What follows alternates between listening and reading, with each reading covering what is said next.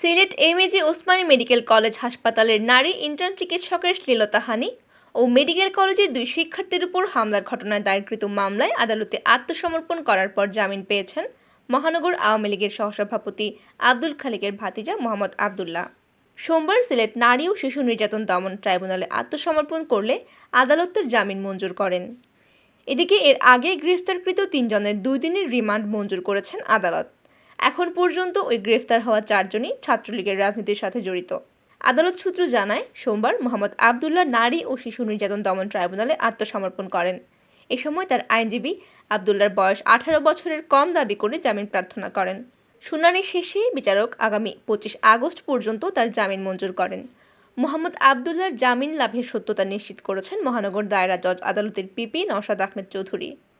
এদিকে হামলা ও শ্লীলতাহানির 2 মামলায় গ্রেফতারকৃত 3 আসামির 2 দিন করে রিমান্ড মঞ্জুর করেছেন আদালত।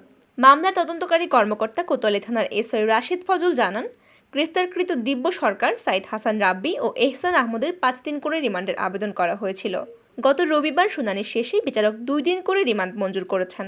তবে সোমবার পর্যন্ত আদালতের নির্দেশনা সংক্রান্ত কাগজপত্র না পাওয়ায় তাদেরকে রিমান্ডে আনা হয়নি বলে জানিয়েছেন তদন্তকারী কর্মকর্তা। প্রসঙ্গত, গত 31 জুলাই রবিবার দুপুরে এক রোগীর 2 স্বজনের সাথে ইন্টার্ন চিকিৎসক ইমন আহমেদের বাগবিতণ্ডা হয়। এক পর্যায়ে ওই 2 স্বজনকে পুলিশে সোপর্দ করা হয়। পরে প্রশাসনের হস্তক্ষেপে বিষয়টি মীমাংসা হয়। এর জের ধরে পরদিন সোমবার রাত 8টার দিকে ইন্টার্ন চিকিৎসক ইমন আহমেদ ও ওসমানী মেডিকেল কলেজের 3য় বর্ষের ছাত্র রুদ্রনাথের উপর হামলা চালায় কয়েকজন দুর্বৃত্ত।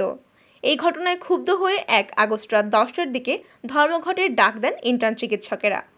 তাদের সাথে যুক্ত হন মেডিকেল কলেজের শিক্ষার্থীরা। ওসমানী মেডিকেল কলেজের 2 শিক্ষার্থীর উপর হামলা ও নারী ইন্টার্ন চিকিৎসকের শ্লীলতাহানির অভিযোগে 8 জনকে আসামি করে 2 আগস্ট দুপুরে কোতোয়ালি থানায় 2টি মামলা দায়ের করা হয়। মামলার প্রেক্ষিতে পুলিশ প্রথমে সাইদ হাসান রাব্বি ও এহসান আহমদকে গ্রেফতার করে। এরপরও আন্দোলনকারীরা বিক্ষোভ চালিয়ে যেতে থাকেন। 3 আগস্ট দিবাগত রাতে মামলার প্রধান আসামি দিব্য সরকারকে গ্রেফতার করলে পরদিন 4 আগস্ট সকালে আন্দোলনকারীরা আন্দোলন স্থগিত করে কর্মস্থল ও ক্লাসে ফিরে যান।